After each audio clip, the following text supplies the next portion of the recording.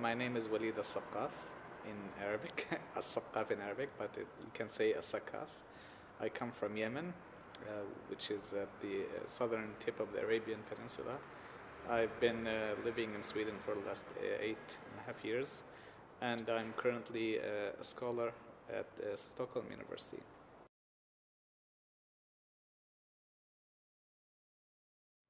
When I started my master's degree here at Orebro University, I began a project. This project was basically the pillar of my thesis.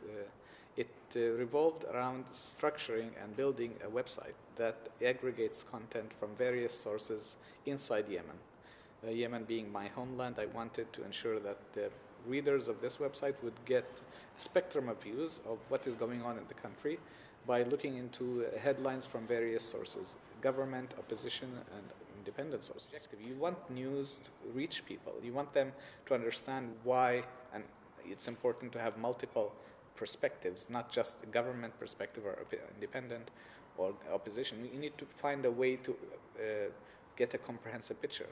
So that's where I thought of journalism as a major component. This portal is also important for journalists because it would give them an ability and a snapshot understanding the spectrum of views, but also to regular citizens, because then they will be able to not only depend on one or two websites or news sources. However, because many of the opposition sources on my website were quite critical of the Yemeni regime, particularly the president at the time, Saleh, authorities eventually in 2007 blocked my website. When I got the website blocked, I mean, it wasn't really something I expected, because I realized they do not understand what a news search engine or aggregator is. It's not really developing or originating news. It's merely reflecting on news. So it brings up news from different sources and puts them on the same page. If you were to block something like that, you might as well block Google, because it's a search engine. I mean, coming from the Arab world and many other developing countries, you really do not have the same sense of freedom that you have in many other developed countries. Then as time progressed, I realized that this is not only about technology, it's also about freedom of expression, human rights, political freedom, all come together to build a more democratic environment. The internet is really the platform where no one is in charge, because it's a network of networks. No one really has a central on and off button to shut down the internet or control it. So realizing that I also had a background in computer engineering, I could actually develop software to help overcome censorship. Then afterwards, I began a campaign of which included developing software to allow people, not only in Yemen, but across the world, to access censored content because of political reasons. The idea behind it is that once you install the software on your device, you are able to access all the independent and opposition news websites, social media websites that are blocked in your country. So yes, that's how it all began.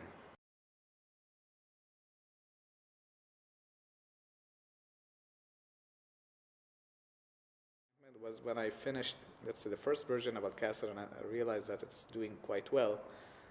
Several governments had broken into the code of Al Qasr and tried to find ways to deactivate it from within. And so, I mean, I wouldn't say I didn't expect it, but I obviously hoped that they wouldn't go that far, but they did. So China and Saudi Arabia, two countries in particular, went as far as recruiting people to break the code and try to access the source code, and then eventually find the IP addresses through which the program works.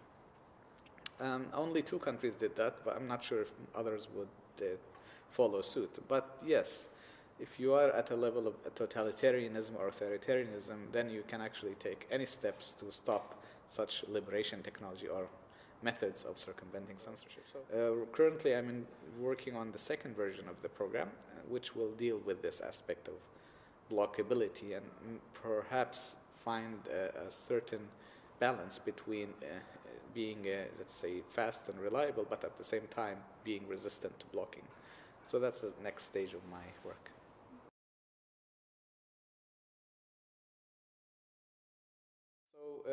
So one of the examples where I always feel that Al Qasr made a difference was in the case when activists would use Al Qasr to access Skype, which was blocked.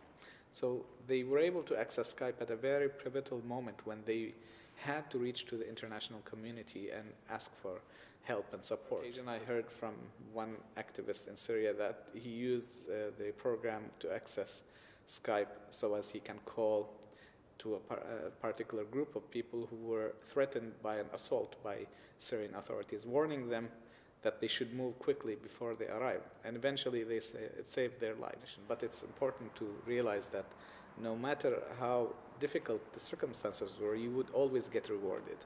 Reward would not necessarily be in terms of cash or flow of wealth, but it can be in terms of being recognized internationally. So I got the TED Fellowship, for example, which is one of the particular pivotal moments of my career when I was able to talk to a global audience about my work. And from there, I was able to reach the Internet Society. I won elections to become a board member of this organization. So now I'm a board member, trustee of the Internet Society, a very unique recognition that I'm really proud of. So yes, you see that no matter how difficulties can come your way, if you work hard enough, if you challenge those restrictions, you can get really far. My father would have been really proud because he was killed also because of what he believed in. He was a journalist who worked so hard to expose human rights violations in Yemen and eventually assassinated by the Saleh regime. I'd say that it would have been really nice for him to see that these successes may have made him proud. Yes.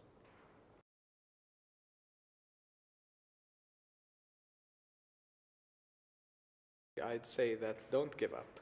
Constantly try to find solutions to various problems that you may face. Personal struggles, don't try to think that someone else will save the day or help you. There is no Superman. You try to be your own Superman. And no problem is unsolvable, and there's no mountain that you should not be able to climb and achieve your dreams.